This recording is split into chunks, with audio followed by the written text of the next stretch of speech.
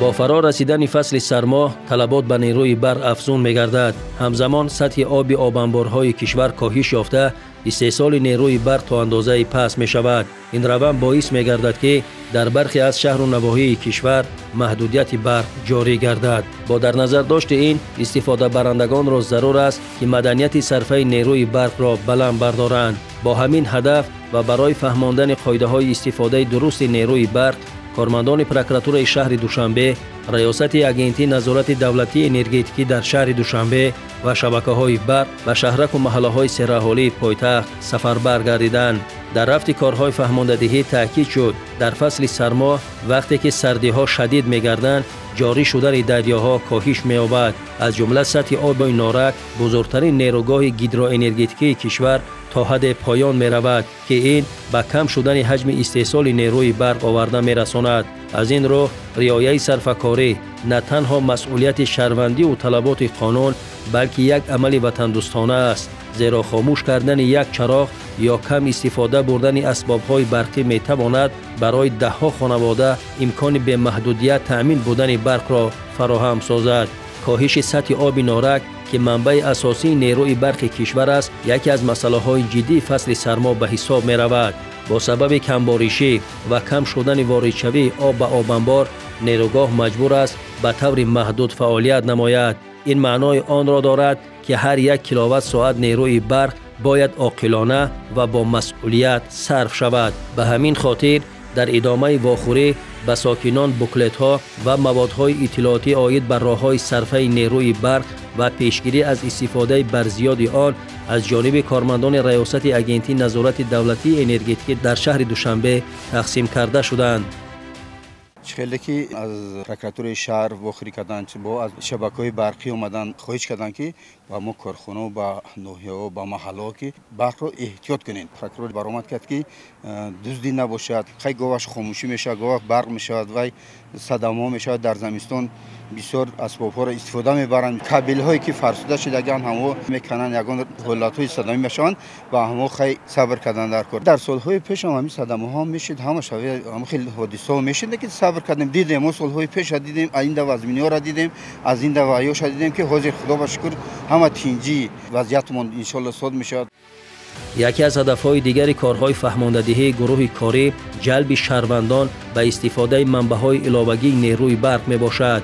امروز جهان به طور وسیع به انرژی تازه از جمله پنل‌های آفتابی رو می‌آورد.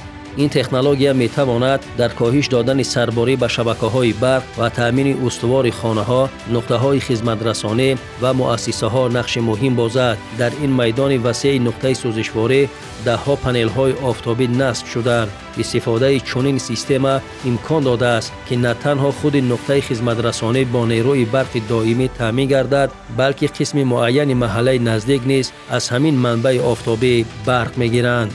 این تجربه نشان می‌دهد که استفاده منبع‌های آلترناتیوی نه تنها ثمرناک و اقتصادی است، بلکه برای محیط زیست نیز فایده‌آور میباشد. گروه کاری به رانندگان توصیه دادند که در حالت امکانیت در خانه‌ها، بام‌ها و قطعه‌های نزد حولگی پنل‌های آفتابی را نصب نمایند، چون چنین سرمایه‌گذاری در مدت کوتاه جبران شده خانواده‌ها را از مشکلات موسمی برق تا اندازه رها می‌کند.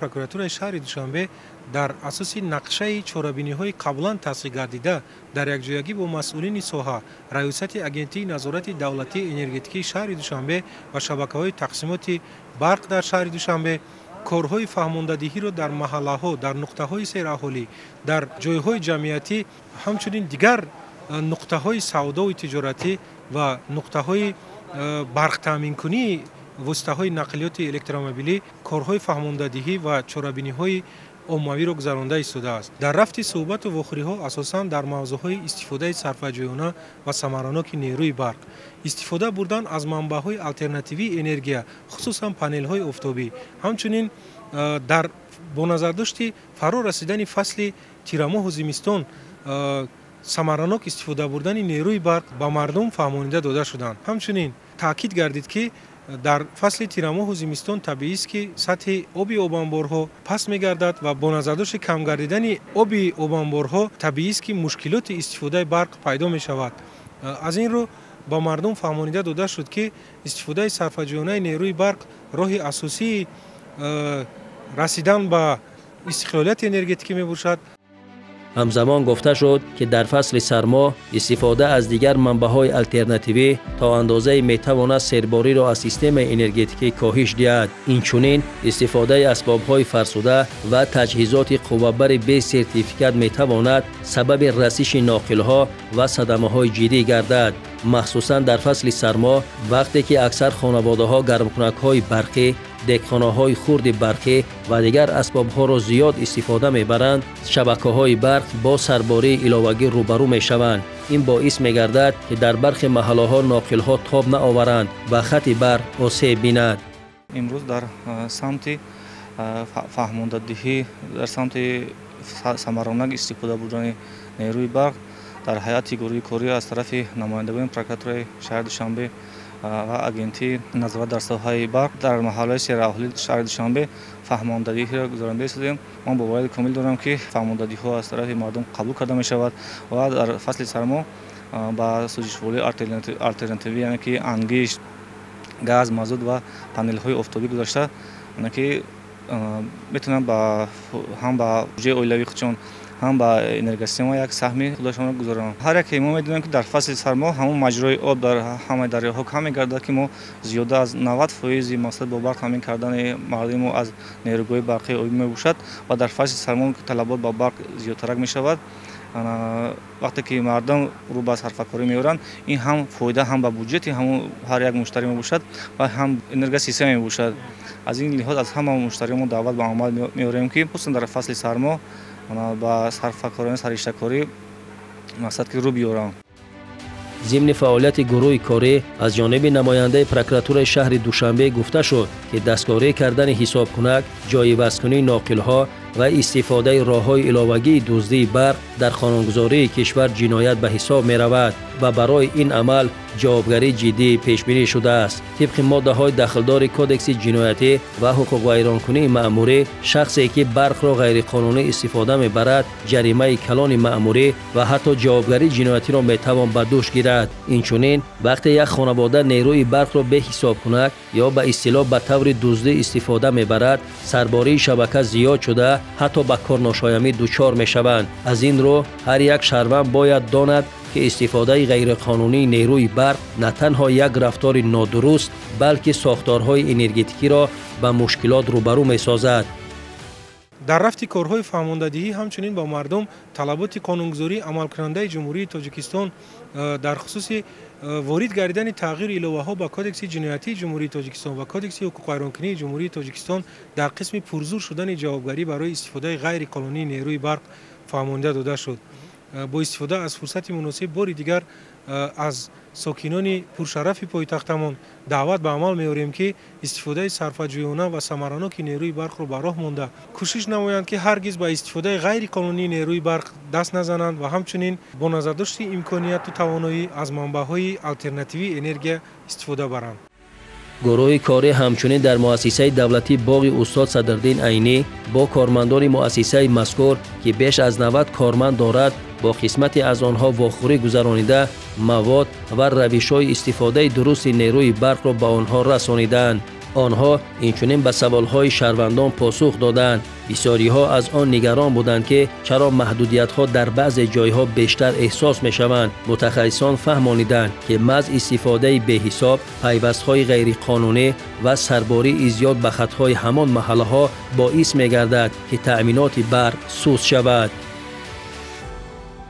امروز ما در یک جایگی با پروکراتورای شهر دوشنبه اویدی سامرانوک و عاقلانه استفاده بردن قوای برق در یک قطار کارخانه و محله ها کارهای فهماندهی گذراندیم. در رفت کارهای فهماندهی و مردم اویدی طرز درست استفاده بردن قوای برق، یعنی که راه ندادن به حالت های دزدی قوای برق، راه ندادن به اسباب های برقی خودساز کارهای فهماندهی گذرانده شد. همزمان در رفت کارها بوکلت های اویدی سامرانوک و عاقلانه استفاده بردن قوای برق در بین مردم سپرده شد.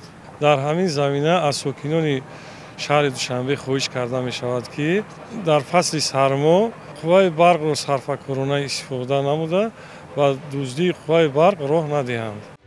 استفاده عاقلانه نیروی برق این تنها توصیه متخصصان نیست، این حقوق ما، مسئولیت ما و سهم ما در تأمین استواری اقتصادی ملی می باشد. هر یک ساکن کشور می تواند با رعایت چند قاعده ساده و بهبودی شبکه‌های انرژیتیکی مساعدت نماید. یکم، استفاده اسباب‌های کم مصرف. دوم، خاموش کردن چراغ‌ها و تجهیزات نالازم. سیوم، استفاده نکردن راه‌های غیرقانونی پیوست. چهارم، نگاهبین سری وقتی حسابکنک و ناقل‌ها. در فصل سرما وقت سرباری به شبکه‌ها زیاد می‌شود، حتی یک اسباب نادرست استفاده شده می‌تواند به ترانسفورماتور تأثیر رساند. برای تأمین استواری شبکه‌های انرژیتیکی و بهبودی روزگار مردم، همکاری ساختارهای دولتی و مسئولیت شهروندان مهم است. هر اسباب خاموش شده و هر رعایت قاعده می‌تواند به صرفه هزاران کیلووات ساعت نیروی برق مساعدت کند. مسئله یعنی همون برق بود هر یک شهروند نوبسته از همون اکبای کرده در وقت همون در زمستان یعنی تیرما و زمستان گذرانی باید ما عادلانه و عاقلانه را برق باید ما استفاده کنیم. همه مردم بیوسته مثال از طریق همون شبکه و تلویزیون رادیو هم مسئله همین چیزا را باید میکنن وادار میکنن مردم باید هر یک شهروند هر یک ساکنی هر یک محله باید مسئولیت ایست کند و صافدلانه و عاقلانه همین استفاده کند و بیواسطه دستگیری کند. تجربه سالهای گذشته نشان داد که نیروی برق در نواحی پایتخت بر زیاد استفاده می شود و در پی آن تلفات زیاد به وجود می آید. با اینابت این چنین سلسله واخوری ها از جانب ساختارهای مربوطه در شهرک و محله ها بهر تامین استفاده ثمرناک نیروی برق و پیشگیری تلفات آن راه اندازی و عملی کرده می شود.